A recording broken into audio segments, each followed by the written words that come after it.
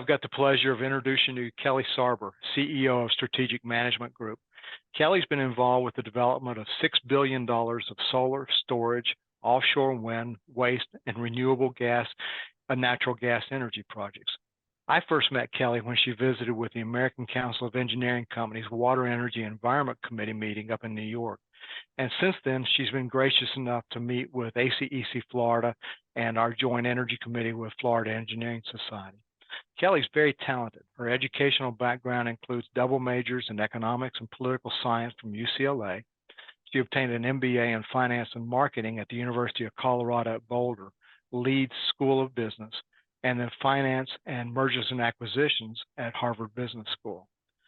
Kelly is a second-generation native of California and describes herself as an avid water girl, spending most weekends racing sailboats at Coronado, our San Diego yacht clubs, or surfing in her boat off Point Loma. She was a comedian for Second City Comedy. She was voted to the board of the New York Battery and Energy Storage Technology Consortium and is also on the board of Tech Coast Angels, which is California's largest angel investor network for startups. In short, Kelly's one of the most fascinating people you're ever going to meet. Welcome, Kelly. Well, that you are too kind. That doesn't sound like me, but thank you, thank you for that. Yeah, and I'm really happy to have met you. We've had a very interesting collaboration since we met, apparently running in parallel universes. But your folks have been so kind to me, and it's been a lot of fun to interact with people and get to know a lot more people in your network. Well, thank you. You've got such a varied background. How did you ever begin developing energy projects? Well, so I was really in the garbage business for my early career. After graduate school, I was recruited by Wheelabrator Waste Management, and I was a developer for them doing waste projects, mostly landfills, recycling facilities, composting, anaerobic digestion, lots of waste to energy type projects. I would say that during the last big recession we had, 2008, 2009, my business, I thought we were going to get a whole lot more investment in the biomass side of things, anaerobic digestion, et cetera. And I started putting myself out there as a developer for some of these additional projects because my core business had sort of slowed down. The business is pretty mature, the garbage business is.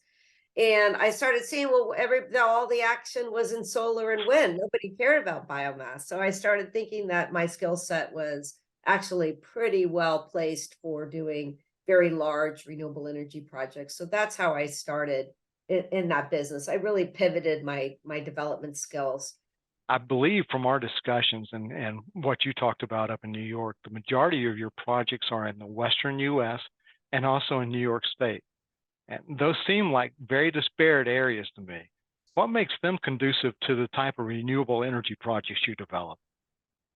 So, well, everybody knows California is pretty much leading the country in terms of its goals. And so as far as investment and policy and regulations that support these kinds of projects, we have a really, really fertile development environment here. And the same thing in New York. Arizona I've got the largest renewable energy project under development in the country today on 18,000 acres using a new transmission line. The interesting thing there is because the line crosses into the state of California, we can sell that power into California without paying a wheeling charge.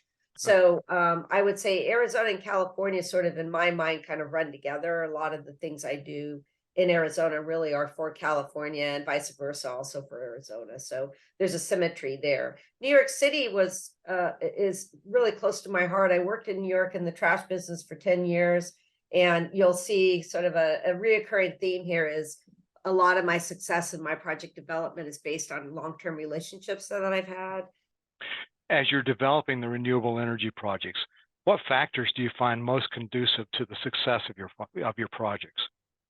So I'm very specific about markets that I work in. And so we need to really have a fertile market where if we develop, like, for example, I'm really focused in energy storage right now, standalone energy storage in particular. And that's really a result of, in New York State, for example, they are planning on bringing 6 gigawatts of offshore wind into that community, into the 5 boroughs there. to help replace a lot of the fossil fuel that was generated, as well as they closed a nuclear plant at Indian Point. So because of that intermittent energy, wind doesn't always blow and the sun doesn't always shine. They really need to have a component that can balance that energy and do it in a way that is positive for climate change.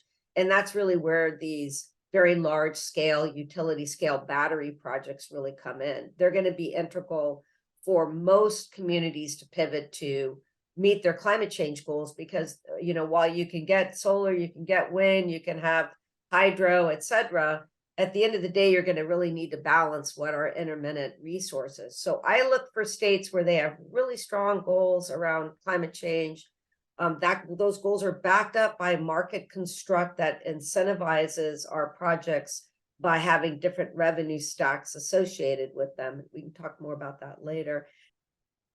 I recently attended the ACEC Water, Energy, and Environment Committee meeting, their winter meeting, and you and I met at the summer meeting. And what we're finding is a lot of conversation pertains to the age and condition of the electric grid. How does the grid play into your decision on developing and citing new renewable energy projects? So, transmission is one area that our current administration is really focused on. We have an antiquated grid. Yeah. There hasn't really been a lot of new big transmission lines developed. For energy storage actually can replicate what new transmission does by placing it closer to urban areas. And it's very difficult to site large power lines through communities. People do not like that at all. And yet it's going to be one of the most important things to interconnect so that we have markets, that it improves a region's resiliency. The more transmission and more flexible transmission capacity you have servicing a particular region. So I look at transmission lines, I look at substations. Really, the way that I go about developing these projects is I find the most opportunistic point along the transmission line closest to where the balancing of power is needed. And then I identify sort of the components that make that work. That's property, that's an interconnection position with the ISO or the market manager there, which is usually a public entity that manages the grid. And then we look at, community, industrial property. So there's all these layers that we look at, but the key thing really is that we have an aging transmission infrastructure in the US, and we really need to pay attention to that right now. With that aging infrastructure, and you had mentioned resiliency as well, are most of your projects developed so your customers can island themselves to increase their resiliency, or with the intent of reducing their energy bills and selling the excess back to the utilities? So that's a super good question. So most of you're talking about what we call the C&I side of things. That's where you have like, for example, a Prologis or an Amazon warehouse that has both behind the fence power, which means that they're providing power maybe off of solar panels on their warehouse, and then they'll have a battery attached to that. And then they're providing their own parasitic power so that they're not on the grid. But typically we're always connected to the grid. The ones I would say and again, that's commercial industrial. I do very large utility scale projects. So my projects are really meant to bring overall grid resiliency. So we're meant to really prop the grid up when there's a problem, almost like a natural gas peaker plant would. But the idea being that we're going to replace natural gas or other fossil fuel peaker type projects with these energy storage projects. When you and I first met up in New York, we were talking about the types of batteries, and see a lot of lithium batteries. And I'd ask you about flow batteries as well. And I wonder, and that's been about 6 months or so, I guess. Do you see, are most of the projects you're developing lithium based? Are they going to flow? And what kind of progression do you see to other types of batteries? So, I mean, the lithium ion, I think most people in the United States know that we have a lithium ion issue with that commodity. It's not a lot of that is made here in the States. A lot of that is made by foreign countries. We don't really have a lot of energy independence around that type of commodity. And so we suffered from it during the supply chain issues after COVID. So a lot of folks that signed power purchase agreements during COVID, most of those projects have to go back and reprice or rebid or work with our client, to address those unprecedented cost increases that nobody expected to see. But the good news about that is because lithium ion has gone up so much in price, it really has, jolted the long duration storage and given that industry a really a big kick in the pants to get those technologies commercially proven. So the one technology that we all really like, it's called, the company's name ESSS. I'll put out a little word for them. They're an iron flow battery. Right now, from a commercial standpoint, they're one of the only long duration battery type projects that has a warranty. So, we build commercially available projects. We don't have time to pilot new technology when you're talking about a grid that needs resiliency, and we're required to have that battery meet a certain performance standard. So when you look at it, you have lithium ion that's proven commercial. That's what everybody's developing right now. Those are 4-hour duration.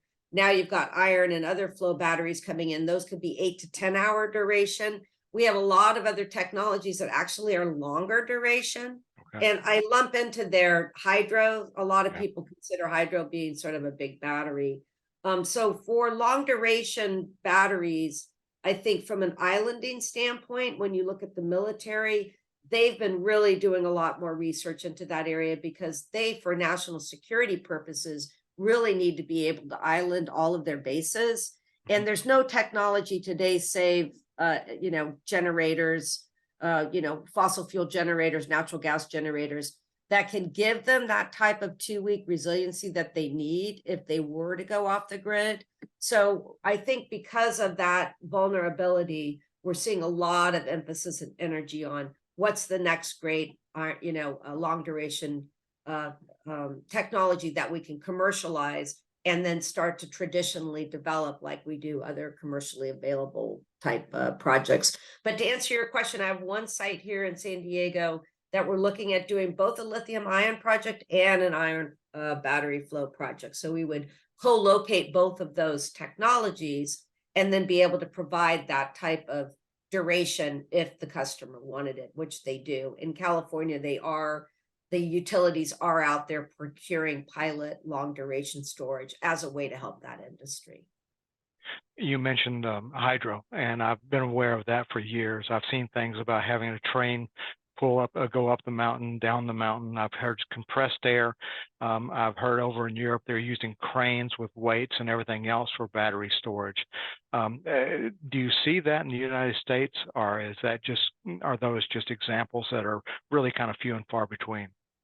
No, I mean, when I've got Ava Goudreau is on the board of New York Best with me, and she runs the PRI laboratory, and she tells me that there's so many really promising technologies that are being, scaled right now, right? Yeah. And so it's really a function of the DOE, and also a lot of private equity companies have made investments in promising technologies. So the problem usually is everybody wants to be number 2. Nobody wants to be number 1, especially if you need warranties and you need to provide that reliability to your customer. They don't want to be guinea pigs if people's lives are at stake. And in the type of projects we do, we're coming in to fulfill a resiliency role for the grid so that they can turn off certain other power plants that provide that resiliency. Kelly, thank you so much. As I mentioned at the very start, I'm not sure many people are going to find as fascinating people as you around. This has been wonderful. And we hope that you will tune back in next time for the next part of this, because there are so many good ideas. Thank you so much, and we look forward to speaking with you again. Thank you, Bill. I really enjoyed it.